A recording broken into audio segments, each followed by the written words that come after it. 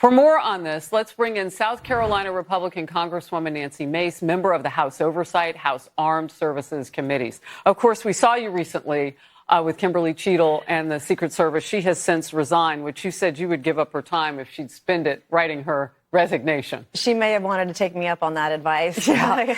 Let's talk about the border. And look, we can start right there with the dangers for Americans. 11 illegals known on the terror watch list. 375 with Kamala Harris in charge of the border. Biden put her there. Right. And I will not let mainstream media or Kamala Harris rewrite history here.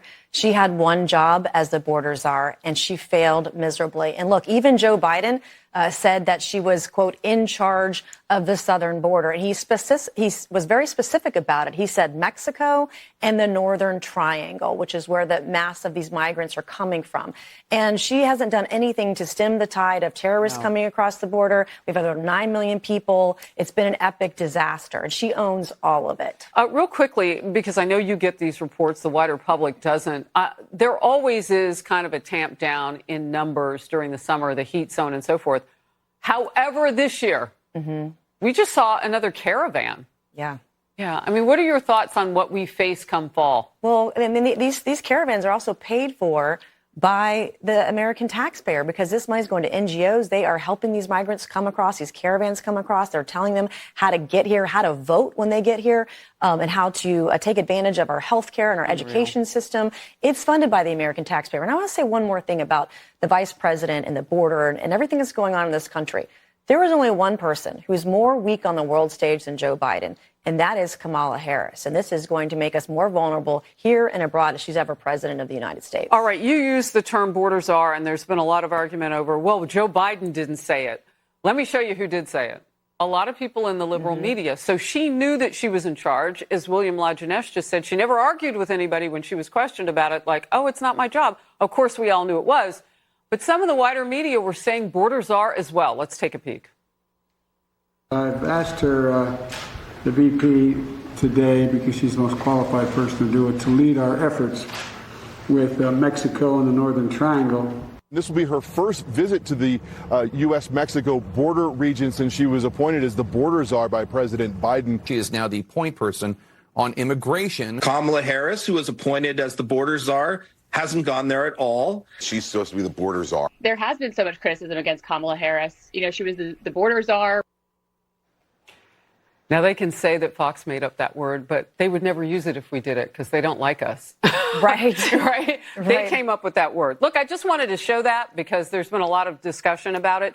But most importantly, out of all of that is it is a symbol of what we don't know about her versus what we do. We don't know how she'll be on foreign policy, but we know how she is on keeping Americans safe. Your last quick word, we'll move forward. We see on foreign policy, she wouldn't even show up to Bibi Netanyahu's speech this week. And how is she going to get the Hamas wing of her party to vote for her if she doesn't go against Israel? I mean, she took her 18 hours to say anything about the protests that were happening in this country right now. I think she'll be an epic disaster if she were to be president. Her foreign policy is not tested. In fact, when she ran for president, she ran to the left of Bernie Sanders. She is a San Francisco liberal. You cannot trust her, the mainstream media. The mainstream media now is electing her as president without her earning a single vote. That is what's wrong with the Democrat Party today, because this is an affront to democracy. Real quickly, GovTrack had called her back in 2019. And I did a screen grab of the page before they took it down, because they recently did that in like the last 72 Smart hours. woman. I'm just picky. GovTrack.us is the organization's website. And when you go to the front page, it'll tell you that their mission is to look at the Senate and congressional leaders on the Hill and to report their voting records. And they confirmed to Fox News Digital that it had been removed, that 2019 webpage that ranked Kamala Harris as that year's most liberal U.S. senator. And it happened, they say, in the last couple of weeks. The link now displays a page not found message. GovTrack's founder says it's due to a company policy adopted several years ago to only do ratings based on congressional sessions, which are every 2 years. Well, how come I found it then a couple of weeks ago? Right. Like, if that's the rule, why does Harris Faulkner have it on both her phones? Like, I don't know. Because I figured people might talk about it and they might want to see it. I had no idea they'd take it down. I learned a fun fact about you, though. You code. Yes, I actually taught myself to code in college.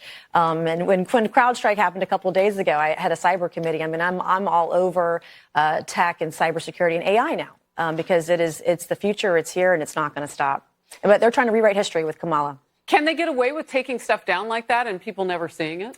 Well, the good thing is a lot of this information is archived in different places around the internet and around the web. There are apps where you can go look at how many tweets somebody deleted, et cetera. This stuff exists. It's archived. Congressman Nancy Mace, thank you very much for being here. Soon President Trump and Prime Minister